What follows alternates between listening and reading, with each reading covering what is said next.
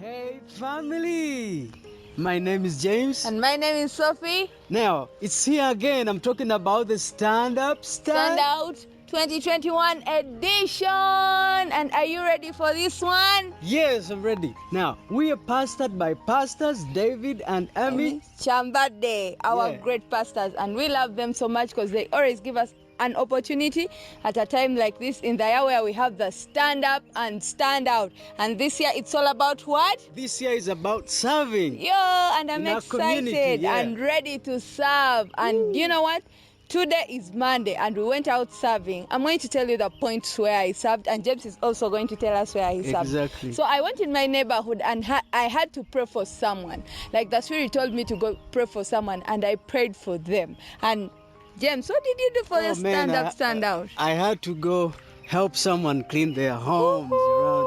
Like it's a one home, so I had to, help them out clean. Wow. So it's what I did. And you too can still go out and serve. It's all about serving. We are serving. This whole week, it's all about serving. Please and please, go serve. We are giving someone a fresh look. We are cleaning like people's compounds. We are praying for people. We are going in for hospital ministries. You can join us and you go serve. And right now we are having the Aimee'S and we are excited. Every day we serve in the day and we have the word at night. So right now we are going in for the Aimee'S Ammo. Welcome to Aimee'S Ammo. So you've been made uniquely you, on purpose, for a reason. Where Pastor Aimee Kyambadde trains us to recognize and utilize the magnitude of ammunition God has given us for victorious living. The more and more we open ourselves up to let God move in and through us, the more and more we let our true, authentic, God-created self learn how your ammunition can make you a powerful weapon that glorifies God, blesses others, and brings God's best into your life. Aimee'S Ammo. Well, good evening and welcome back to Aimee'S Ammo. We're here every Monday night at 8 p.m. But tonight is a special night for us here in Uganda and at Res Life Luboa, Res Life Minnesota. It's our annual Stand Up, Stand Out conference week. And since we're still on some requirements from lockdowns where we can't have church services and that, we are online. So I'm excited to be with you tonight to launch our Stand Up, Stand Out, and then to also share with you Aimee'S Ammo message for tonight. And we're going to continue kind of with the theme that we had last week, which was suffering. This week, we're going to talk about our story, our testimony, and they kind of rides on the tails of whatever our struggle, our suffering, or our trials and tribulations that we walk through in life are. So I want to ask you today, as we get started, what's your story? What's your testimony? Have you really thought much about that? Or perhaps you don't think you have one. Perhaps you don't think you have enough of one. Perhaps you think you have too much of one. I don't know what your specific experience is. I know I have lots of stories, everything from childhood things to things I walk through today. And I really think if we sat down and had a conversation, you'd be able to say the same thing too. In fact, I was telling somebody the other day that we could all have a movie written about our lives and make it really powerful. It's just a matter of how it's written, how it's told, how it's presented to the world. But we all have aspects of our life that are movie worthy, or that would inspire other people, that would change lives, that would help people to overcome different struggles that they're walking through, different things that they're encountering, that would help people to be brave. And in the case of this week's message, to stand up and to stand out. And the message of stand up, stand out is kind of similar to Aimee'S Ammo in a sense, but the stand up, stand out message is simply that God created us all unique, which we talked about a couple weeks ago. He made us all unique for a reason, and yet we're all very similar. So we have a common goal as believers to build the kingdom of God, to know God and to make him known. But we also have this unique thing, this something special about us that we are meant to stand out and do and be. And that makes us different than everybody else around us. So while we all have the same mission to know God and make him known, how we make him known is going to be different. And one of the ways that we can make him known is by telling our story, letting our stories talk. Share who you are. Share what you've been through, what you've walked through, what you've learned. You know, you have wisdom that you've gained through life.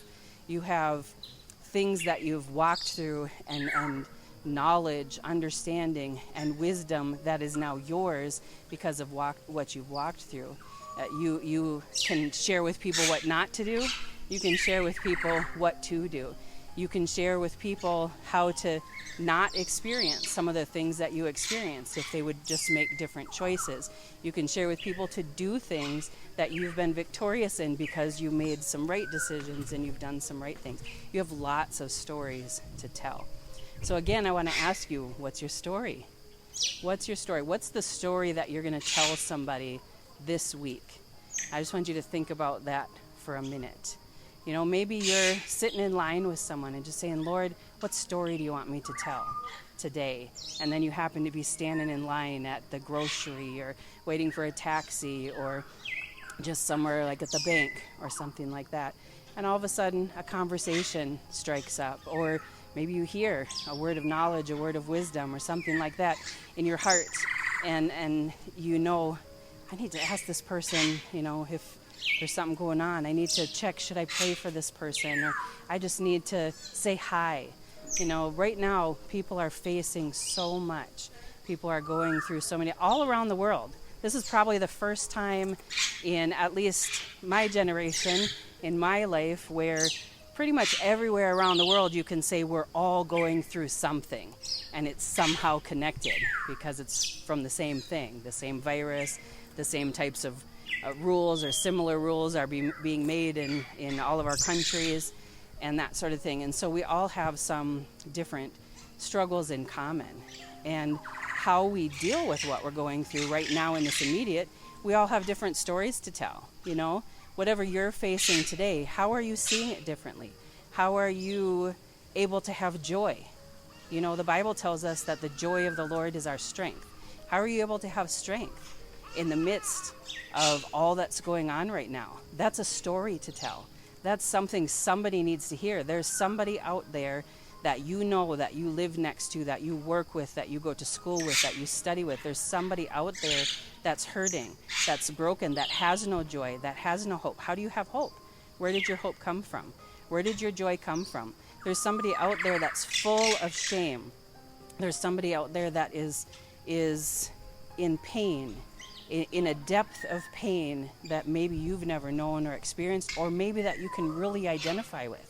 And you've got a story to tell. You've got something to tell them about the one who can redeem it all, the one who can bring victory where there seems to be no possible victory. You know the one who can make the impossible possible. You know, you know the one who took you from darkness and brought you into light. You know the one who took your broken body and made it whole, the one who took your broken heart and mended it, the one who rescued you from a state of being destitute and rejected and neglected and abandoned to being accepted and to being chosen and to being victorious. You have a story to tell. You have many stories to tell. And each day that story may be different. Each day that story may be the same. Whatever the case is, you have a story to tell. And I want to encourage you to tell it. You know, this thing of standing up and standing out, I say it often, and I can't say it often enough. We were designed to be unique and yet the same. So that means there's a part of us that's meant to like conform, to comply, to be like-minded, and then there's a part of us that's meant to be different. And we talked a couple weeks ago about the different parts of the body of Christ and the different parts of our physical body, and use that as a metaphor for that. So I can't be the hand and then try to control the whole body. I can't be the heart and then try to also be the feet. So we each have our role and our part to play, But yet we try so hard. We try so hard to resist that, to fight that, to pretend we're not unique, to pretend that we aren't meant to stand out. You're meant to stand out for a reason. You're meant to be uniquely you. You're meant to have your own unique stories and your own victories and your own... We have the same victor. We have the same one who made us victorious. But how you gained that victory, the thing you walked through, what you went through, how God showed you what to do in the midst of whatever you went through may be different than my story, you know? And if you look even at the Word, how Jesus healed people, he healed people differently. He didn't heal everybody the same, you know? It says that he's the same yesterday, today, and forever. You are the same in many respects, yesterday, today, and forever. There's certain things that are just in you, that are you, and you can't run from them, and you won't be happy, you won't be satisfied with who you are, you won't be able to connect fully to who God created you to be until you accept those things about yourself, till you welcome those things, till you say, God, I receive who you created me to be and what you've called me to be. I receive those things that made me uniquely me so that I can tell the story that you created me to tell, the way you created me to tell it. You know, my husband and I, we were criticized a lot when we first started our ministry because we do a lot of different things, a lot of unique things in how we minister. Do a lot of things with sports, with music.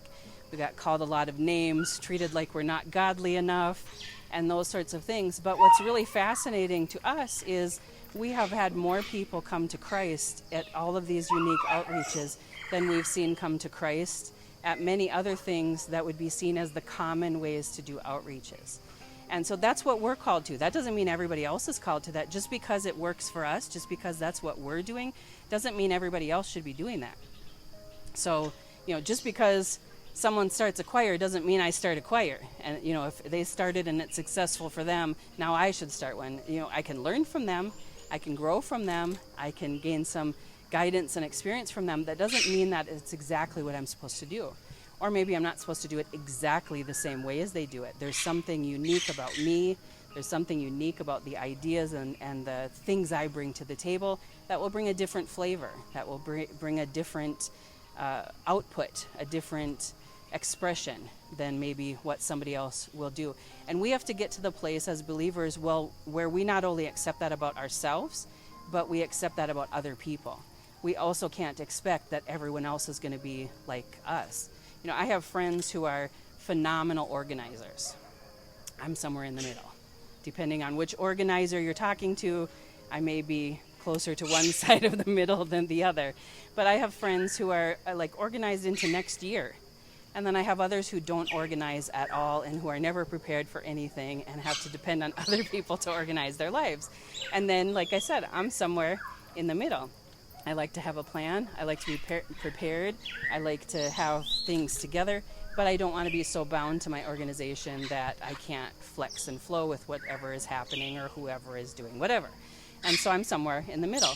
That leaves me free to experience different things, but it also leaves me to be able to be dependent on those who are better organizers than me.